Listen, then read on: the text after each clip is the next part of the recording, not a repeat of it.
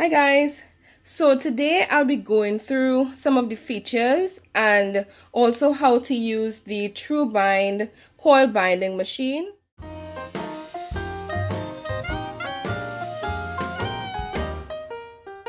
This is model TB-S20A. Now, I have been trying to make up my mind on a binder machine for a little while now, and I was stuck between whether I should get a comb machine or a coil machine, since the coil machines are just a little bit pricier. However, last year we got our books coil bound at Office Depot, and those held up so well that in the end I just decided to make the investment in this coil machine, since I should be able to have it for a while.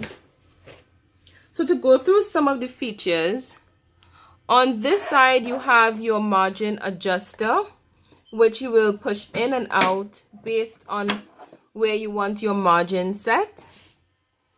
And at the top you have your, you have your handle that you use to punch your holes. Then you have the coil inserter, and this is actually the only thing that requires electricity on this entire machine. So you can punch holes without the machine being plugged in. There is another model very similar to this called the TB-S20 that actually comes without the coil inserter, and you're able to save a few dollars if you get that one. But of course, then you have to manually coil every book that you punch. So then you have your disengaging pins, and there are 46 of them, and that allows you to choose to like skip holes being punched if you so wished. And this machine is able to punch, according to the machine, the manufacturer, it is able to punch a maximum of 20 pages, but I have been sticking to like 10 to 15 pages since I would like my machine to last a little bit. And you can bind books as big as 440 pages. To the bottom you have this little guide that tells you what spiral size you will require based on the amount of pages that you are trying to bind. When you open the machine, it comes in the box with the handle tension down, and in that box you get a pair of crimping pliers, and you also get this very simple operation guide. Unfortunately, you do not get any sample coils, so in order for you to be able to bind your first book, you will be required to purchase some coils online. I purchased a couple different sizes of coils from My Binding online, so you can check them out if you would like. Okay, so the first thing that we are going to do is practice on a blank piece of paper, because we don't want our holes to come out like this. Now this is the book that I will be punching today, and I've chosen a book that is not one of the pre-set sizes here, so that I can show you what it is I do to line my holes up properly without damaging my actual book. So I measured this out on a blank piece of paper, and then I cut that blank piece of paper to size, so then while I'm practicing punching my holes, I will be actually getting a vision of how it will look on my actual book, if that makes sense. So this is my edge that I will be punching, so I am going to be practicing on either this edge or this edge, because I want to see how my holes will line up exactly on this piece of paper. So I'm just going to line this up here. I have found that because this is plastic, you have to put a little bit of tension on it, pushing it towards the machine, just to make sure that it lines up in a straight line and that it is not even the slightest, like slightly bowed to the left.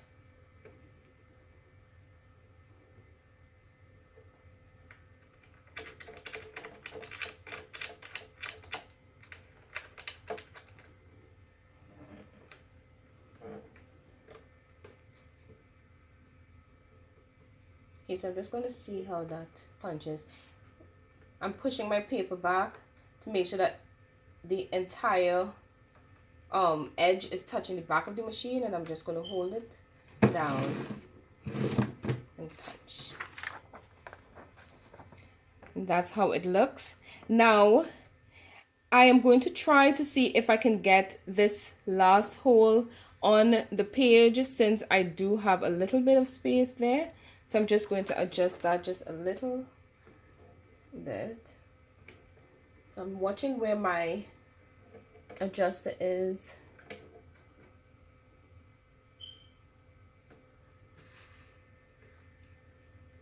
So I want to push it in just a hair.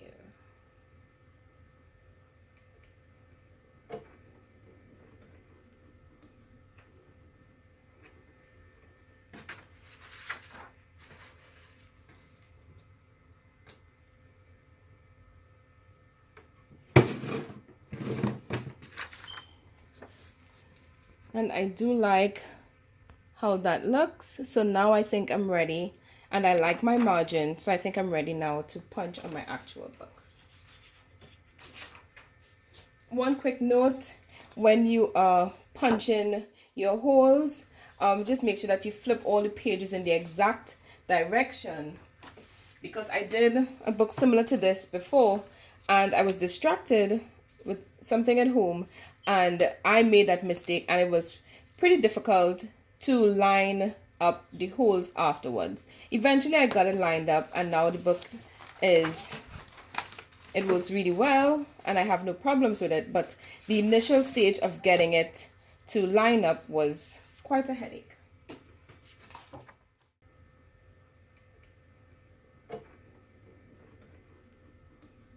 So everything lined up pretty easily, with this one, since everything was punched in the same direction. And to start it off, I'm going to do it by hand.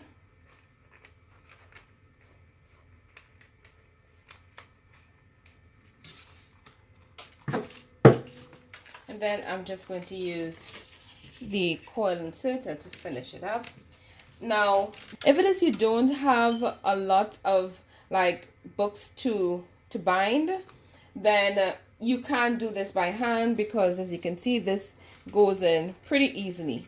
But if it is you envision that you are going to be binding a lot of books, whether, you know, like, well, for homeschoolers, whether for your homeschool, or if you're going to be just binding other books or making books for your kids, and it's going to become a lot, then of course this is going to come in very handy.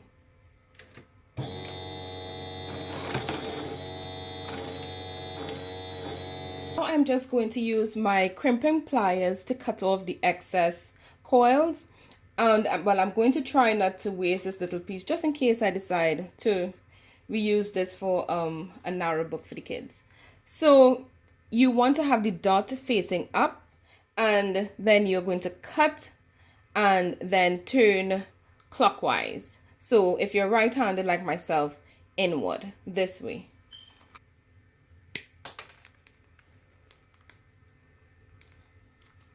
I pulled that so tight I tore the cover. That's okay.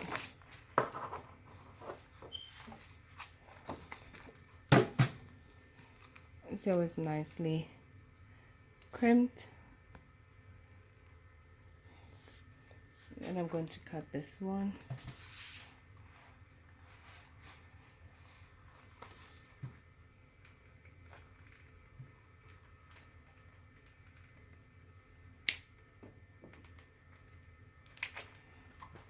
I'm going to crimp that a little bit more, because I don't want it to come out. There you go. That's what it looks like. And now I can turn this and lay it flat without the worry of any of the pages coming loose, which was my greatest concern. I do not want that that I have pages coming apart afterwards. I just wanted to show you some of the coils, an example of the coils that I purchased from mybinding.com. This is the 30mm or half-inch coils, and they all come in some form of a box like this, bigger or smaller depending on the size of coils, and you get 100 of them in a box. This is going to be a size that I know we're going to be using a lot of. So this is how they are. They are very, like sturdy. They don't feel flimsy at all. So just wanted you to get a look at that. All right, guys. Well, thank you very much for watching, and I will talk to you guys in my next video. Bye, guys.